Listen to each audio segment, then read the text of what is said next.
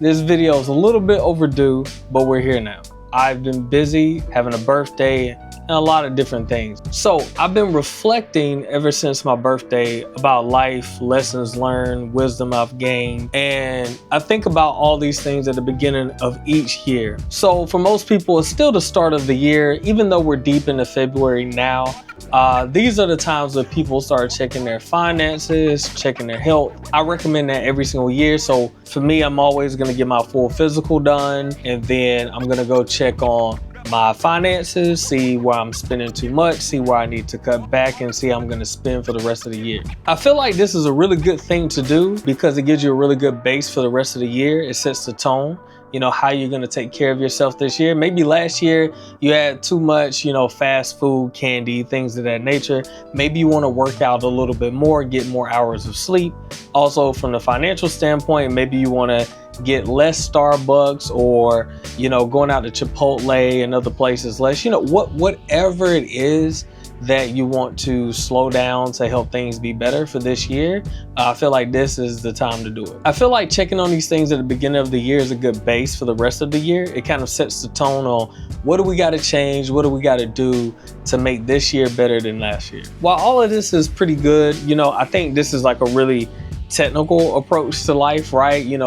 Check off the list of things, making sure you have a good base. And I think that's beautiful. That's what I think you should do. At the same time, I've been thinking about life holistically, right? I like to think of things in like 5-year, 10-year intervals because I feel like many times we try to say, oh, I'm supposed to get all of this stuff done in 1 year. I'm supposed to be successful in only 2 years. And that's not really how life goes for most of us. So some of the things I think about are, what does my life look like? What do I want it to look like in the next 5 or 10 years? Also, what things or items I need to remove from my life? Also, people.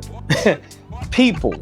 What people do I need to remove from my life that may not be serving me well or hindering me from growth? Lastly, thinking about growth. I feel like every single year I strive to be a better version of myself as much as I can. I feel like this is a year that's my main theme. So my theme for the year is growth, is how can I continue to grow, continue to be productive, and be the best version of myself. Now, we talk a lot about those things every single year, right? At the beginning of the year, people have New Year's resolutions and things. I don't really believe in that. I just think that we can talk about it, but we got to put in the work, right? One of the cool things that I got was this kind of like Pomodoro clock. I think that's how you say it. So you can set a little timer for yourself, and it's pretty cool. It's focusing in, and then you can set the timer and then press the button, and there you go, starts the countdown. So I use that tool to really help me manage my time. For certain tasks that I know are going to take a little bit longer, I'll usually put it on for like 30 minutes, maybe even an hour if I'm really in like deep work. For smaller tasks, just like refreshers on learning a new programming language or researching about something, it may be 15 to 30 minutes. The thing that this does for me is it starts to create kind of like almost like a muscle memory, but with time management. So I sometimes don't have this with me, and I'm able to still manage my time because I say, hey, it shouldn't take you more than this time to do this, so you have more time for something that's more important. So one of the things that I have more time for while I manage more of my time are books. One of my favorite books that I've read last year was Outlived by one of my favorite doctors to listen to, Peter Attia. Please tune in to his podcast, Peter Attia, The Drive. It's really, really good, great conversations. Also, conversations that are backed up by actual research and evidence. That's very, very important for me.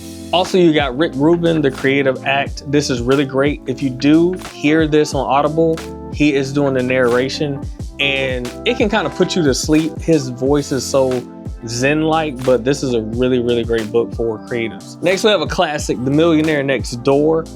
This is really, really good. Really a good basis of understanding that the average millionaires live next to you, to be honest. Now, I don't know if today many people can be millionaires the way that most average millionaires are. Some of them are school teachers, firefighters, and stuff like that. They have pensions, and you know, they had so much growth over the past couple of decades in the stock market.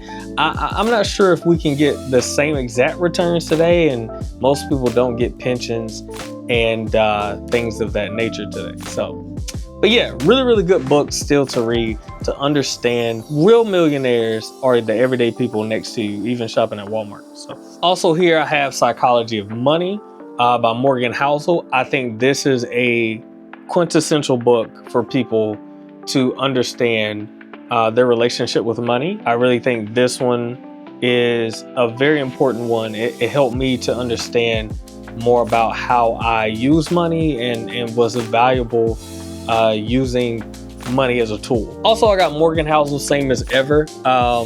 Really my favorite quote from this book was, "The more I understand or study history, the more I'm comfortable with the future." And that's so true. A lot of things repeat themselves. We're going through a lot of things in history right now in the world, some firsts for our generations. But to be honest, if you really understand history, then you understand kind of how people work and how things repeat themselves all the time. Last but not least, The Signal and the Noise by Nate Silver. Nate Silver was the co-founder of 538, which is the political site that kind of shows you the different races and going on when it's, you know, election nights and things of that nature, how people are polling in their communities and on a national level. This was a really good book, just understanding how people get things right sometimes, but also very wrong. And many times things have to be filtered through the noise that is life. A really good read, you know, just understanding how life is calculated in so many different ways, and people make crazy predictions about things with no basis, or either from a base that is really muddled by noise. So this is why I named the video Always Learning, because as I'm trying to achieve more things out of my life and be more successful, and to do that, I have to manage my time. There's so many things that I don't know. There's so many things, you know, just in my personal life that I don't know, right? So when I go out into a community, when I go to the gym and talk to people, I find out some people were professionals at powerlifting or bodybuilding. So many things, you know, valuable information to teach me so I can be the best that I can be. Now, I don't have any aspirations to be a bodybuilder or a pro powerlifter or anything of that nature, but just gleaming 10%, 25% of whatever they can give me, you know, combined with whatever my genetics are, I can make myself even better. I think it's just been a blessing that I'm able to always learn. So if I leave you here with anything at the start of the year, even though we are deep into February, it's still the start of the year. There's so many things happening in the world. Just keep learning, always be humble and willing to take advice, willing to be mentored.